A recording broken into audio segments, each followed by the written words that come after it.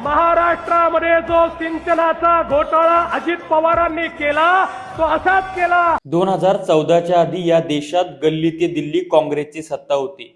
मात्र या काँग्रेसच्या सत्तेला सुरुंग लागला तो काँग्रेस पक्षातील आणि त्यांच्या मित्र पक्षातील नेत्यांनी केलेले महाघोटाळे, केलेला महाभ्रष्टाचार याच्यामुळे। आमच्या महाराष्ट्राची कॉम्पिटिशन ही भ्रष्टाचारामध्ये केंद्राशीच चाललेली आहे। तुम्ही जर तिथे 1,80,000 कोटीचा घोटाळा काढला असेल तर या ठिकाणी देखील आम्ही 70,000 75,000 कोटीचे घोटाळे केले आहेत। बघितलं स्क्रीनवर, हे आहेत आत्ताचे मुख्यमंत्री आणि तेव्हाचे भाजपचे आमदार आणि भाजपचे प्रदेशाध्यक्ष, जे स्वतः म्हणायचे की अजित पवारांनी जो सिंचन घोटाळा केलेला आहे त्याच्यामध्ये त्यांना आम्ही जेलमध्ये टाकू आणि त्यांना चक्की पिसायला लावू।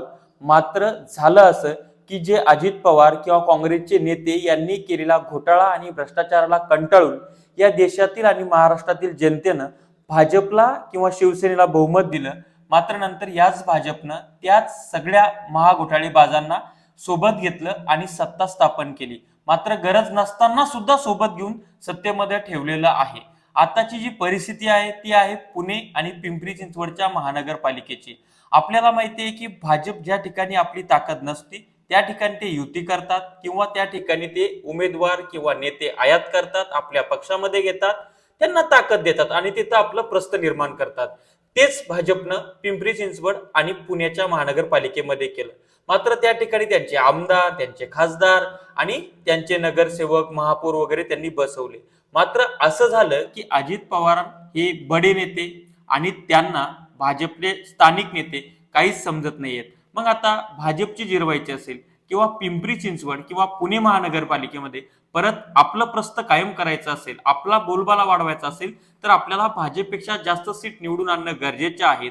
आणि त्यासाठी त्यांनी ज्या काकांसोबत फारकत घेतली होती त्यांच्यासोबत जाण्याचा निर्णय घेतला। आणि काका म्हणजे शरद पवार हे स्वतःला या देशातला सर्वात मोठा फुले शाहू आंबेडकरांचा विचारवादी समजतात। मात्र अडाणीही त्यांचा मित्र आहे, मोदीही त्यांना गुरु मानतात, भाजपही त्यांना चालतो। म्हणजेच थोडक्यात हे पवार घराणं कुणाचंच नाहीये, हे सत्तेचं आहे, हे वारंवार प्रतीत होत आहे।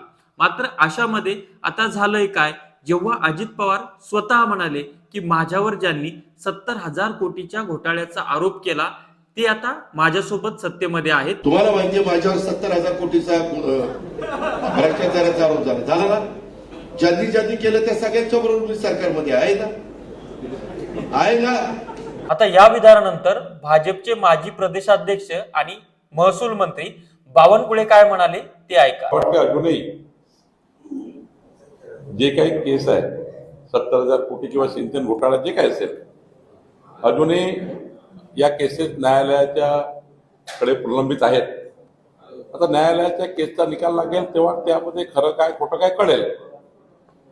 पण शेवटी विरोधी पक्ष म्हणून आम्हाला त्यावेळी जे काही आमच्याकडे डॉक्युमेंट होते त्यावर आरोप करायला लागले, त्यावर न्यायालयीन चौकशी, त्यावेळेस जी काही चौकशी झाली आता न्यायालयाची बाब झाली आहे।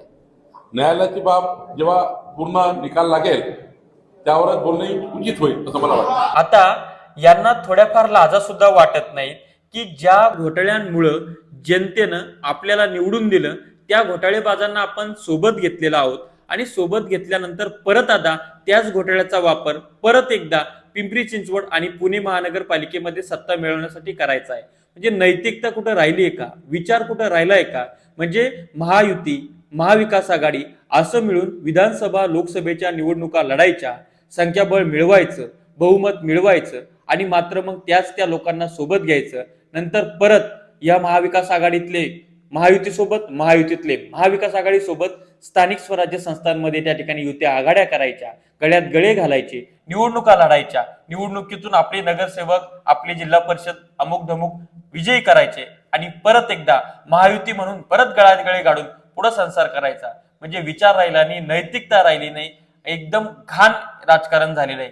याच्याही पुढे जाऊन आशिष शेलार काय म्हणाले की जर आता अजित पवारांना आमच्या सोबत सत्तेत राहायचं असेल तर त्यांना सावरकर वाद स्वीकारावा लागेल। आणि एकीकडे अजित पवार म्हणतात तर मी फुले शाहू आंबेडकरांचा विचार घेऊन त्या ठिकाणी कॉमन मिनिमम प्रोग्रामच्या माध्यमातून सत्तेमध्ये सहभागी झालेलो आहे। आता एकंदर आशिष शेलारांचं विधान म्हणजेच अजित पवारांना अतिशय कमी लेखणं, अतिशय तुच्छ लेखणं किंवा आमच्या सत्तेच्या तुकड्यावर तुम्ही जगतायत अशा पद्धतीचं ते विधान आहे. दुसरीकडे तुम्ही हेही बघा की काँग्रेस सोबत अलायन्स करून पुणे महानगरपालिका किंवा पिंपरी चिंचवड महानगरपालिका लढण्याऐवजी हे शरद पवार आणि त्यांची राष्ट्रवादी भाजपच्या गळाला लागलेल्या अजित पवारांच्या सोबत युती करतात. मग यांचा कुठे गेला पुरोगामी विचार, यांचं कुठे गेले विरोधी मुद्दे, यांचं कुठे गेलं त्या ठिकाणचं संख्याबळ, अमुक डमुक, काही घेणं देणं नाहीये. म्हणजे या शरद पवार साहेबांचे अडाणी मित्र आहेत, जे की काँग्रेस त्या अडाणी अंबानींना घेऊन रान पेटवत आहे. या शरद पवारांना नरेंद्र मोदी गुरु मानतात. हेच शरद पवार 2014च्या वेळेस शिवसेनेचं खच्चीकरण करण्यासाठी बाहेरून पाठिंबाही जाहीर करतात. याच्यावरनं काय प्रतीत होतं तर वारंवार हीच गोष्ट प्रतीत आणि व्यतीत होते की यांच्यासाठी विचार महत्वाचा नाही, यांच्यासाठी तडजोड आणि सत्ता महत्वाची आहे. आपले कारखाने, आपल्या सगळ्या गोष्टी वाचवणं, आपली संपत्ती वाचवणं हे सगळ्यात महत्वाचं आहे. आणि अशामध्ये प्रशांत जगताप नावाचा हिरा यांनी गमावलेला आहे यांच्या युतीसाठी. प्रशांत जगतापांसारख्या अनेकांना कळालंय की यांना विचार महत्वाचा नाही, यांना यांची सत्ता आणि स्वतःचं स्व महत्वाचं आहे. म्हणून प्रशांत जगताप हे काँग्रेसमध्ये गेलेले आहेत. आता हे शरद पवार गट आणि अजित पवार गट जेव्हा एकत्र झालेत तर हे एकत्र झाल्यामुळं अजित पवारांमधल्या ज्या लोकांनी या शरद पवारांवर किंवा त्यांच्या पक्षावर तोलसूक घेतलं तेही अजित पवारांना आता सोडून जातील भाजपमध्ये. आणि शरद पवारांच्या राष्ट्रवादीमधले जे काही लोक होते जे की विचारांनी बांधलेले होते, जे की शाहू फुले आंबेडकरांचा विचार मानणारे आहेत, तर ते लोक सरळ काँग्रेसमध्ये जाणार आहेत. म्हणजे याचं सगळ्यांचं एक काही दिवसांनी खाली होणार अशी परिस्थिती सध्या आहे. म्हणजे तुम्ही बघा, सुनेत्रा पवार आणि सुप्रिया सुळे एकमेकांच्या विरोधात लोकसभा निवडणूक लढल्या. अजित पवार आणि सख्खे पुतणे युगेंद्र पवार एकमेकांच्या विरोधात लग्न लढले, म्हणजे निवडणुका लढल्या आणि आता परत गळ्यात गळे घालायला लागले. तर याच्यामध्ये होतंय काय, मतदारांच्या भावनाशी खेळलं जातंय. याच्यामध्ये होतंय काय की स्थानिक स्वराज्य संस्थांच्या निवडणुकांसाठी यांच्यासाठी काम करणारे जे कार्यकर्ते आहेत त्यांचे पटापट बळी सुद्धा दिल्या जात आहेत. हा वाद विकोपाला गेलेला आहे आणि एकंदर सध्याची परिस्थिती अशी आहे की अजित पवारांनी भाजप सोबत राहूच नये किंवा भाजपचं म्हणणं आहे अजित पवारांनी आम्हाला सोडून जावं, आम्हाला त्यांची गरज नाहीये. अशा परिस्थितीमध्ये तुम्हाला पुढचं बाकीच सांगतो, ह्या निवडणुका झाल्यानंतर भाजपला जर का काही नगरसेवक कमी पडायला लागले किंवा अजित पवारांचे जास्त निवडून आले, त्यांना जर काही कमी पडायला लागले, ते परत गळ्यात गळे घालतात, पुणे आणि पिंपरी चिंचवड नगरपालिकेमध्ये सत्ता मिळवतील आणि परत कॉमन मिनिमम प्रोग्रामच्या नादात या जनतेला मूर्ख बनवतील आणि परत सत्ता उपभोगत राहतील. मात्र हा 70,000 कोटीचा सिंचन घोटाळा याचा निकाल कधी लागणार याचं बावनकुळेंनी उत्तर दिलंच पाहिजे. कारण की त्यांनी आता फक्त स्वतःच्या राजकारणासाठी या सगळ्या गोष्टी उकरून काढलेल्या आहेत. मात्र त्यांना ना घोटाळ्याशी घेणं देणं आहे ना जनतेच्या मुद्द्यांशी घेणं देणं आहे.